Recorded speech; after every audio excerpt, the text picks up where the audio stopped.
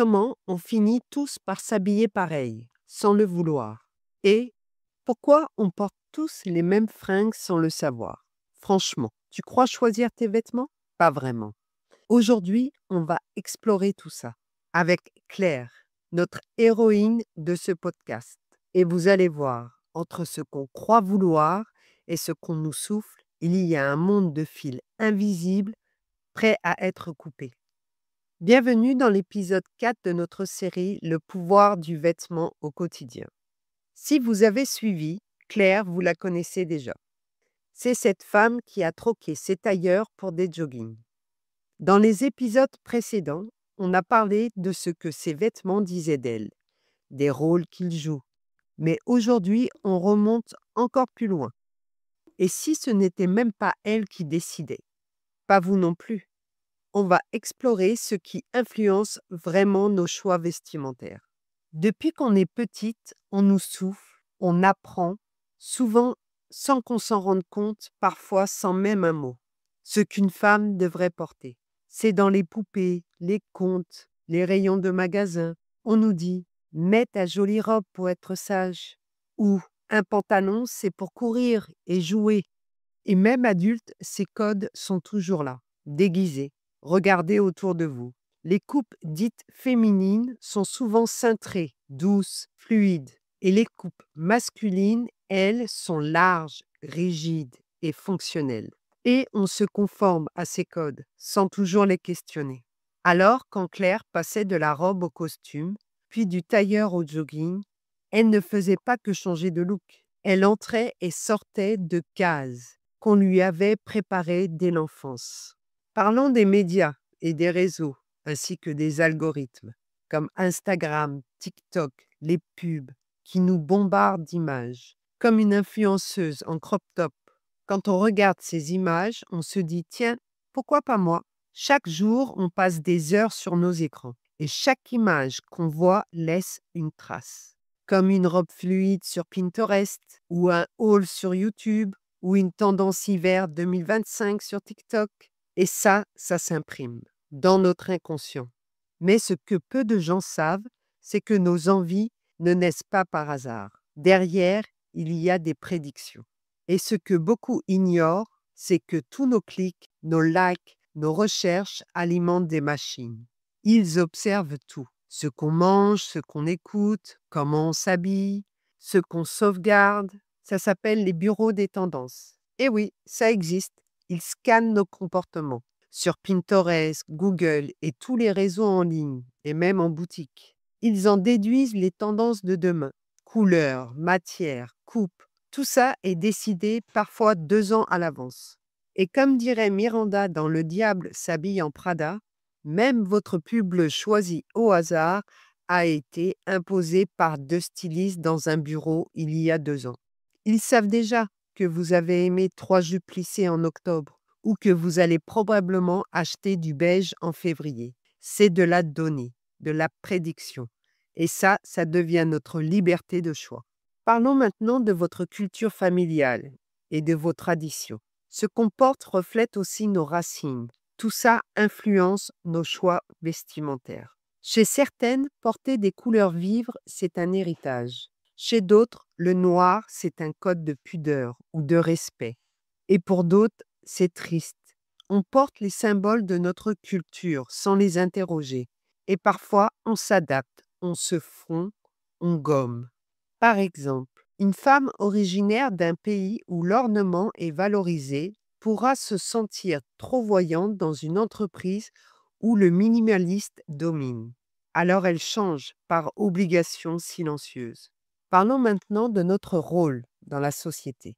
On a tous une penderie qui parle à nos multiples casquettes, que ce soit la casquette de mère, de professionnelle, d'amie, compagne, et chaque rôle souvent vient avec son dress code.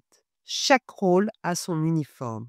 On s'habille comme on pense qu'on doit l'être, et souvent on ne s'autorise pas autre chose.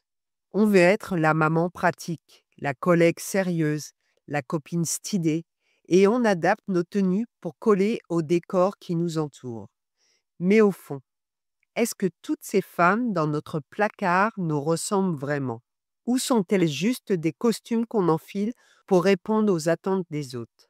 Passons aux marques et à la publicité. Quand vous regardez une pub de parfum ou de vêtements, c'est du marketing bien pensé pour vendre. Et ce n'est pas une robe qu'on vous vend, c'est une sensation, une vie, une liberté, une promesse. Leur slogan ressemble à ça souvent. Porte ça, tu seras audacieuse.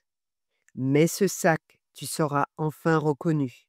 Ou porte cette robe pour être libre. La pub vous raconte une histoire. On vous vend des histoires autant que des habits. Et vous achetez autant l'histoire que le tissu.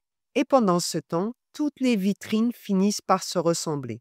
Les mêmes couleurs, les mêmes coupes, les mêmes mots. Pouvoir, liberté, confidence. Mais au fond, est-ce encore notre voix qu'on écoute?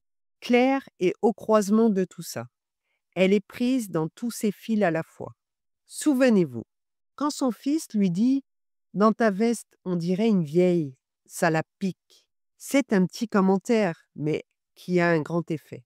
Elle ne montre pas, mais à l'intérieur, elle doute, elle se demande «Est-ce que j'ai l'air ringarde?»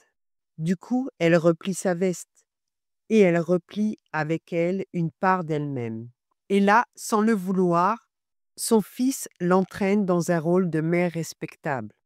Elle range ses envies, elle s'adapte. Sa fille, elle, est un tourbillon d'audace.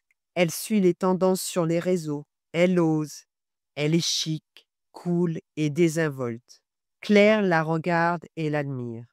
Mais elle ressent aussi un creux, un vide, une forme de nostalgie, un manque peut-être, celle de la liberté d'oser. Elle se dit, moi aussi j'étais comme ça, mais maintenant, je fais trop attention. Et quand elle regarde ses tailleurs d'avant, elle voit l'ancienne Claire, professionnelle, carrée, droite. Elle ne sait plus si elle a quitté ce rôle ou si elle s'est juste effacée un peu avec son jogging d'aujourd'hui. C'est peut-être un lâcher-prise ou un autre déguisement. Et au-delà de Claire, j'ai envie de m'adresser à vous, surtout si vous êtes couturière. Je vois passer tellement de merveilles sur Instagram, mais parfois je me demande, est-ce qu'on coud encore pour le plaisir ou pour l'algorithme? Cette pression de produire, publier, performer, elle a glissé jusque dans notre passion. Comme le dit si bien Félé de la Bobine, dans sa vidéo Fast Couture, on en parle. On reproduit les mécanismes de la fast fashion, mais en mode fait main. Je suis tout à fait d'accord avec ce qu'elle dit. Et puis il y a une autre vidéo que je vous conseille si le sujet vous intéresse. C'est en prenant conscience de ces mécanismes qui se jouent à notre insu que l'on peut déjouer mentalement ces influences. C'est la vidéo de la chaîne Explore Mania, avec le titre On s'habille tous pareil, qui est assez complète et précise sur le sujet, à laquelle j'adhère totalement. Je vous mets les deux liens dans la description, juste en dessous, pour celles qui veulent aller regarder ces vidéos. Et si on reprenait les ciseaux en main, pas pour couper juste du tissu, mais pour couper le rythme, l'illusion et l'automatisme. Couper ces fils invisibles, qu'on soit acheteur ou créatrice, on peut les couper. Claire aime coudre. Imaginez qu'elle crée une tunique fluide, mais rien que pour elle, pas pour plaire, pas pour suivre, juste pour se sentir bien. Ça, c'est le vrai pouvoir du vêtement, quand il exprime qui on est et pas ce qu'on attend de nous. Et pendant qu'on hésite entre deux vêtements, il faut savoir que plus de 7 millions de vêtements sont achetés chaque jour, juste en France, hein. Alors, franchement, si on reprenait le temps de créer un vêtement qui a du sens, le temps de se demander est-ce que je couds pour le plaisir ou pour ce que j'ai vu passer dans mon feed cette semaine? Est-ce que j'ai vraiment besoin de cette pièce? Est-ce que ce vêtement a sa place dans ma vraie garde-robe ou juste dans mon fil Instagram? D'ailleurs, si ce sujet vous intéresse, je vous conseille de regarder ma vidéo sur les 4 étapes que je mets en pratique pour mon dressing. Le lien est dans la description et il s'affiche juste ici, à l'écran. Et vous, quel fil tire vos choix vestimentaires? Est-ce les tendances, les regards des autres, un rôle que vous portez sans même le vouloir? Partagez-le en commentaire. J'ai vraiment envie de lire vos réponses. Et si ce petit moment de réflexion vous a inspiré, un petit pouce bleu, ça fait toujours plaisir. Et ça permet aussi à la chaîne de se faire connaître. Et si cette vidéo vous a parlé, vous pouvez aussi regarder les épisodes précédents. Ils s'affichent certainement à l'écran et les liens sont disponibles dans la description. On se retrouve très vite pour le dernier épisode de cette série. Prenez soin de vous et de ce que vous portez.